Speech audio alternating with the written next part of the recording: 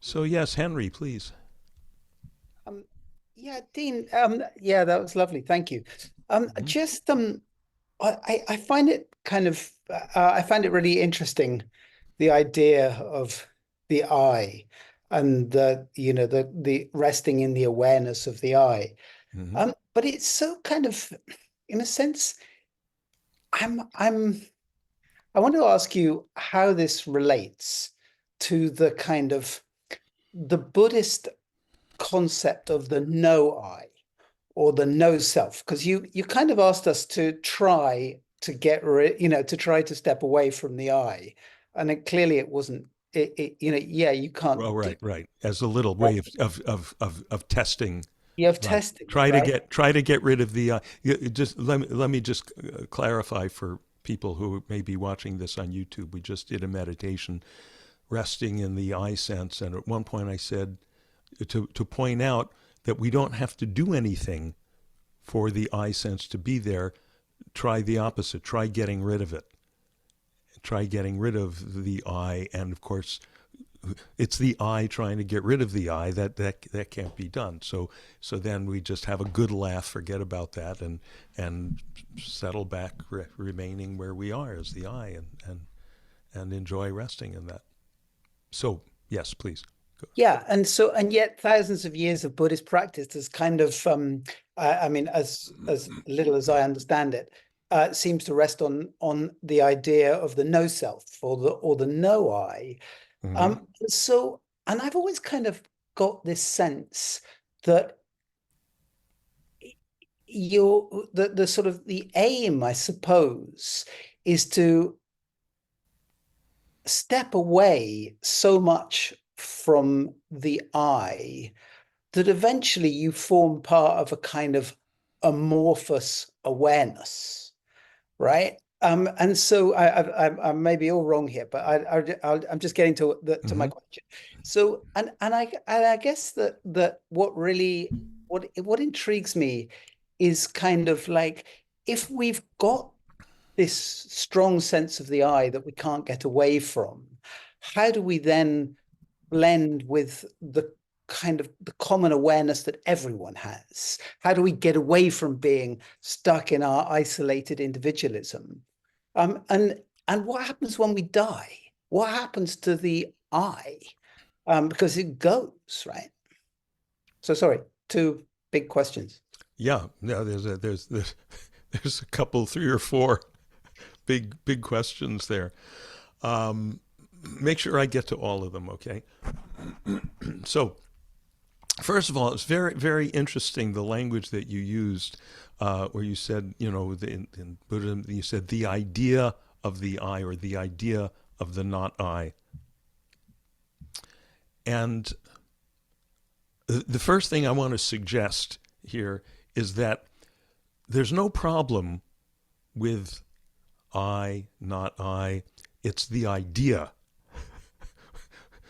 Wherever, when there seems to be what seems to be possibly a problem or a contradiction, is in not in the reality, but it's not in the actuality. What is simple, but it's our ideas of it. The moment we start talking about it, right? I think there was a book by some Zen master, and the title was something like "Mouth Open, Wrong Already."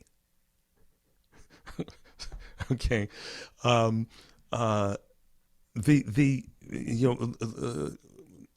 language. The moment we get into language, we're already kind of past the point of this I or this not I, this thing we're trying to talk about, this thing that's not a thing.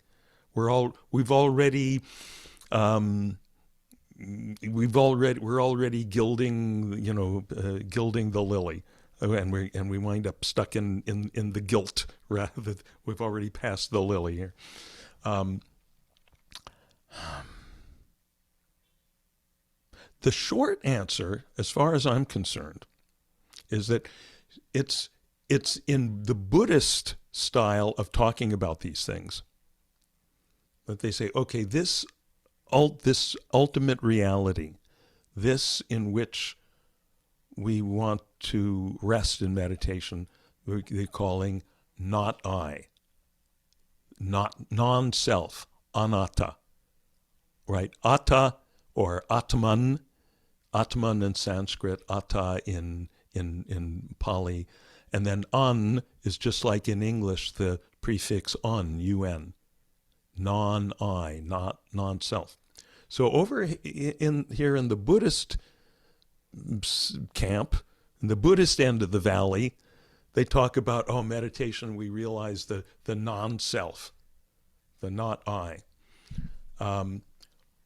We go over in the Hindu end of the valley, right, where all the Vedanta philosophers are, and the sages and the thousands of years of meditation. And what are they talking about? Oh, in meditation, in enlightenment, we realize the Atman. We realize the Atta, the I. Now, a lot of people, which used to include me, really rack their brains going, who's got it right? Who's got it right? And it seems like this is crucially important, because if I make, they're saying exactly 180 degrees the opposite thing. If I go to the wrong end of the valley, I'm going to be out of luck. I'll never get enlightened. That doesn't seem likely, does it? I mean, does it seem likely that there's this one little or even big point of philosophy or theology that no one can possibly determine until they're at the end of the enlightenment path, but they've got to make a choice at the beginning of the path, and if you make the wrong choice, you're shit out of luck. Does it seem like the universe is going to be that cruel? You know, it's almost like if you don't choose the right savior, you go to hell instead of heaven. It's the same kind of mentality, and it just doesn't seem to me that can be right. So what I think, I feel a fair amount of confidence about this, is they're both talking about the same thing. When the Buddhists say anatman or anatta, and the Hindus, the Vedantists say atman, atta, they're talking about exactly the same thing, and they're using language that makes it sound 180 degrees opposite. And I love that. I love that, because it doesn't reflect a problem with the actuality of what it is that we awake to. It points out, just how inadequate our language is. It's just a lovely joke. Now,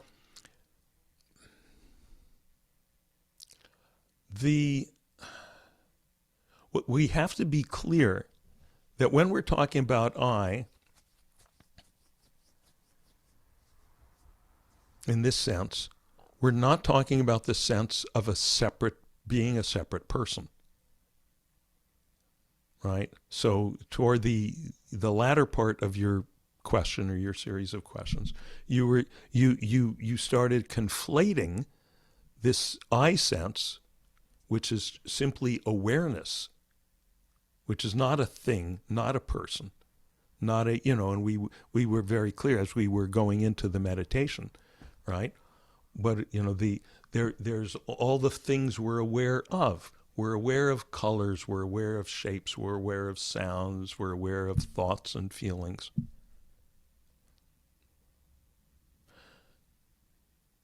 Let's say, I am aware of the colors, I'm aware of the feelings, I'm aware of the shapes and the textures and all of that, right? But what is the shape, what is the color, what is the of I itself? Right, well, people say, well, that's simple. I am 5'10", I'm 173 pounds, I'm umpty-ump years old, and I'm male, I'm American, so forth. But that's not I. That's not awareness. That's some of the stuff I'm aware of. One of the main hallmarks of the stuff we're aware of, what we call the phenomena, is that it's always changing. I didn't used to be 173 pounds. right? I didn't used to look like this in the mirror. I used to look really, really different.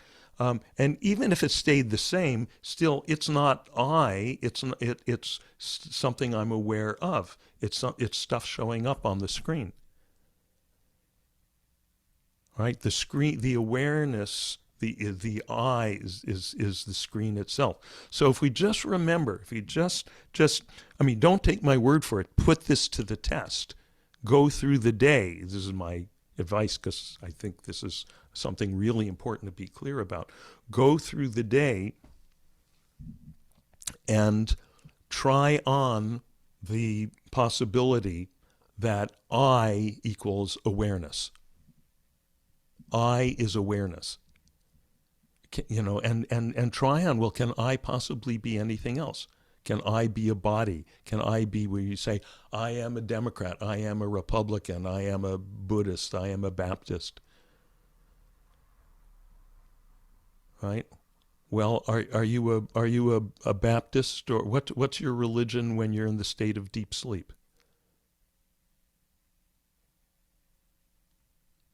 right? Are you a Democrat or a Republican when you're in the state of deep sleep? None of the above. Because what we call being a Democrat or a Republican is just a bunch of thoughts. They're thoughts that we've had around and felt a sense of commitment to long enough that we start to mix them up with we start to conflate them with the I that's aware of those thoughts. But those thoughts change. My political opinions are not exactly the same as they were 10 years ago. And again, even if they were the same, they're not the I, they're just some thoughts that I is entertaining. So then when, I forget exactly what you asked about, but something about the being the I and then being somehow split off or isolated from others. How did you put that? You're muted. I guess what I'm trying to ask is like, yeah, if we're if the awareness is the cinema screen, Mm-hmm. right? That like we're not all the same cinema screen, right? Each of us is an individual, like we have our own take as the cinema screen. And like This when I is this is a great question. Yeah, keep going. This is a great question. and and and when I die, my cinema screen will close down, right? Um, but the awareness will continue. So I guess that's like, yeah, that's what I'm trying to get at is that. Okay, so you say each of us has his own cinema screen. What um, what makes you think that? Because as I'm hearing, seeing, experiencing everything, I'm I'm experiencing it in a different way from Dean or from anyone else, right? I'm Yes. So yeah, the experiences, the phenomena that are experienced are different. But in other words, the phenomena we're aware of are different. But is awareness different? I guess that's my question is that Yes. to a certain extent, I feel like the awareness has an individuality to it. Okay, now look at that very carefully. This is really important. I'm so glad that you've stated this in such clear terms. We're really kind of bringing it under the microscope now. Okay, there's a sense that the awareness has some individuality to it. Now, what gives something or what gives someone individuality? If we say there's Dean, there's Henry, there's I was going to say Dean's wearing a gray mock turtleneck, but so is Henry tonight by some weird coincidence. Uh, but okay, so Dean's an American, Henry is a Brit. Okay, so we've got some different qualities there. Um, we whatever, I'm 5'10" and you're 5'11" or 5'9" or something. Different qualities. Um, different qualities. Does awareness, so what can make something individual is a particular set of qualities. Is that fair? I think so. Yeah. Okay. Okay. Now, does awareness have qualities? I think not. Yeah. Yeah. Awareness is that which is aware of qualities. Awareness right now, it's simple. It's what we're experiencing right now. The awareness is aware of the gray of the shirt. It's aware of the green or the beige or whatever of the walls. But is awareness gray or beige or red? Can awareness possibly have any color of itself? Any color of its own? Or does it have to be colorless like a mirror so that it can reflect all colors? Yes, clearly that. Clearly that. So awareness itself is without color.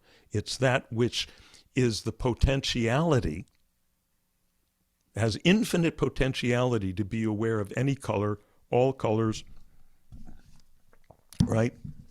It can be aware of pink, and it can be aware of, what is this, blue, but the awareness does not become pink, doesn't become blue. As we can see, it can be aware of pink and blue at the same time. Right? So awareness clearly is without color. It can be aware of any color, colors that don't even exist yet. If somebody cooks them up, in the lab tomorrow, awareness can color by virtue of its perfect crystalline colorlessness. Awareness can be aware of those new, yet to be invented colors. Okay, so without color, does awareness have a sound? Does awareness sound? Does it have a high pitch? Low pitch. Does it have a pitch? Does it have a sound? I think clearly not. It's that which is, just as it needs to be colorless, so it's the capability of perceiving all colors. It must be silent, the capability of being aware of any sound. Okay, is this making sense for you? Yeah, it does. I mean, what I'm thinking as you're saying this is I'm thinking like I love the way that you in your book you've often kind of in your books you describe kind of awareness. You look at awareness in poetic form or whatever, and I think of it like water, right? Mm-hmm. And you think of it like a pool. And I feel like if each of us as individuals dip into the pool of awareness, do we change the do we change the awareness? Right? In other words, does the pool reflect each of our individual dipping into it in some way so that it's not How can awareness change?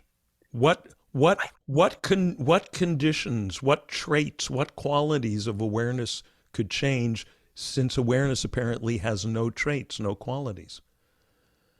Are we going to change its color? It has no color. Are we going to change its texture, its sound? It has no texture, it has no sound. And when we talk about each of us going into the pool of awareness, but each of us is the awareness. I is awareness. yeah. See, we're so used to thinking of, it's such an ingrained habit to misidentify the I sense with some sense of being a person, that even when we've had some, even maybe very strong experiences of resting in the I, which is the true I, which is boundless, which is qualityless, which is colorless, which is,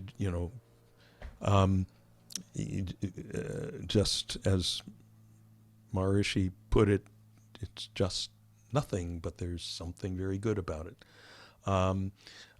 even though we've had perhaps a very clear experience of that, and perhaps we've had some very clear, as you know, doing this kind of more philosophical, exploration of our insight into it, and maybe gotten some very clear insight into it. Yet we have a tendency, we keep slipping back to thinking of I as an individual, as a separate person. And that's completely understandable because we've been thinking about it that way for umpty-ump years. And almost everyone and the whole culture, everything around us is there to corroborate the sense that you are a person rather than you are, boundless, qualityless, timeless awareness. And one of the things, to touch on another point you've raised a few times now, one of the things that we experience when we have some pretty clear, experience of resting in the I, resting in awareness, is something I just said, it's timeless. There's no time, there's no space there. Once we get into time and space, again, we're into the realm of phenomena, into the realm of that which is experienced. The experiencer is without being without anything, is without time, without space. So to say, as you did, oh, well, after death, the awareness continues, is not exactly right. See, because there you're still thinking in terms of the realm of the individual, which is the realm of time. Okay? So it's not exactly right to say, oh, awareness continues, as if it has more duration. It never had any duration. So it doesn't continue, nor does it discontinue. Is that landing for you? Yeah, and it's that's a very common sort of missing of the nuance that happens for a lot of people when they consider this stuff. Oh, I'm going to go on, and it's kind of a comforting feeling. I'm going to go on in time. That's really not comforting. When what's more comforting is when we more and more get clear experience of timelessness. We go, oh no, that's home. I want to be free. I want to be liberated from time. I don't want more time.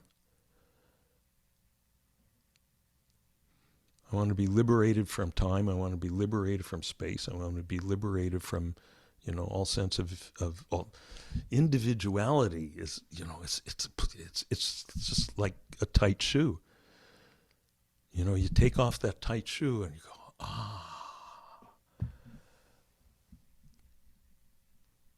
And we don't have to wait until we die to have that ah. We have it to some degree every time we meditate, or every time, we don't necessarily have to be closing our eyes and sitting in a chair and calling it meditation. Every time, and often in the course of discussions like this, we people find their attention being brought with some clarity back to the I and realizing, oh, there's some. This started happening to me. I remember very clearly being about 12 years old and going to the local library where I live, the Sherman Oaks Public Library, and I remember reading the big fat. It was a book. It was an anthology of Oriental philosophy, edited by Lin Yu Tang, and just getting it. Just through reading this stuff and just finding myself just, this being elevated kind of out of time and space. And it's not a thing that happens. It's not one more phenomenon. It's a recognition of, oh, this is where I've been all along, free of phenomena, free of time and space. So is this helpful? Thank you, team. Good. Really fascinating. Yes. Good.